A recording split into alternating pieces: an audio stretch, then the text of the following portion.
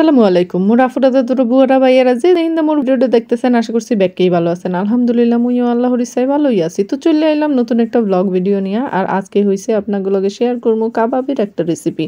তো এই জায়গায় ১ম এই দেখতে পাইতেছেন হচ্ছে গরুর মাংস নিয়ে নেওয়া হইছে। আর এটারে সুন্দর কইরা বটি দিয়েই আসলে কাইট্টা কুচি, কুচি কইরা নেওয়া হইছে।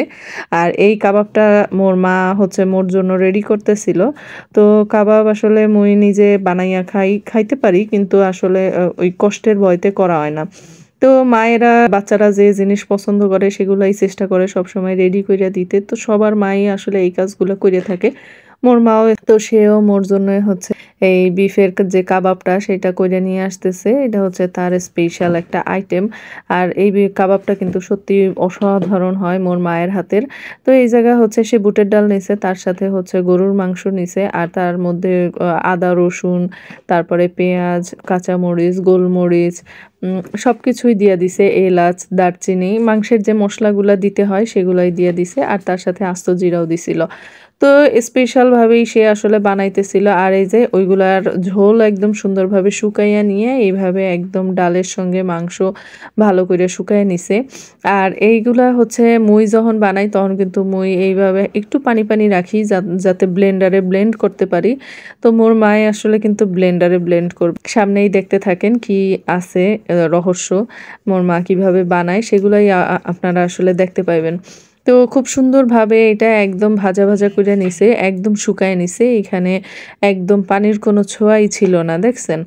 তো ডালটা একদম মিহি হয়ে গেছে রান্না করতে করতেই। তো এইভাবে কইরাই হচ্ছে সে সবসময় কইরা থাকে। আর মাংসের পরিমাণ কিন্তু দেখাইছে কম কিন্তু আসলে কিন্তু মাংস ভরা ছিল। তো এই যে স্পেশাল যেমন সে শিলপাটায় হচ্ছে এটা বাইটটা মোর জন্য করতেছে। তো শিলপাটায় বাটলে কিন্তু সেই খাবারটা খাইতে অসম্ভব ভালো লাগে। যেকোনো ভর্তা করেন বা এই কাবাব টাইপের যেকোনো কিছু করেন না কেন শিলপাটায় করলে অসাধারণ লাগে। আর এই তো বাটাবাটি শেষ, এরপরে হইছে কি দিতেছে বলেন তো? ধনিয়া পাতা দেয় অনেকে কিন্তু মোর মা কিন্তু এই জায়গায় নিজের গাছের পুদিনা পাতা দিতেছে। পুদিনা পাতা যে কুচায় দিতেছে সে কিন্তু মোর মায়ের হচ্ছে পাশের বাসায় এক ভাবি আছে, সেই ভাবিরে দিয়ে আসলে এগুলা করাইছে।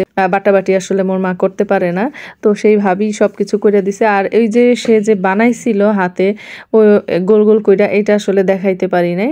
তো আপনারা কিন্তু এটা খুবই সহজ, তেমন কোনো কঠিন কিছুই না, খুব সহজে বানায় নিতে পারবেন। এরপরে ওই পুদিনা পাতা দিয়ে সুন্দর কইরা মাইখা তারপরে হাত দিয়া গোল গোল কইরা যে যেই শেপের বানাইতে চান সেই শেপের বানাই নিবেন। আর এই যে এই জিনিসটা অনেকগুলা কইরাই বানাই। তারপরে হচ্ছে আমি ফ্রোজেন করি। ফ্রোজেন কইরা মানে যখন প্রয়োজন পড়ে তখন বের করি আর খাই। তো এই তো মায়েদের ভালোবাসা আসলে এইভাবেই প্রকাশ পায়। তো আজকের ভিডিওটা এই পর্যন্তই। ভালো থাকবেন। আল্লাহ হাফেজ।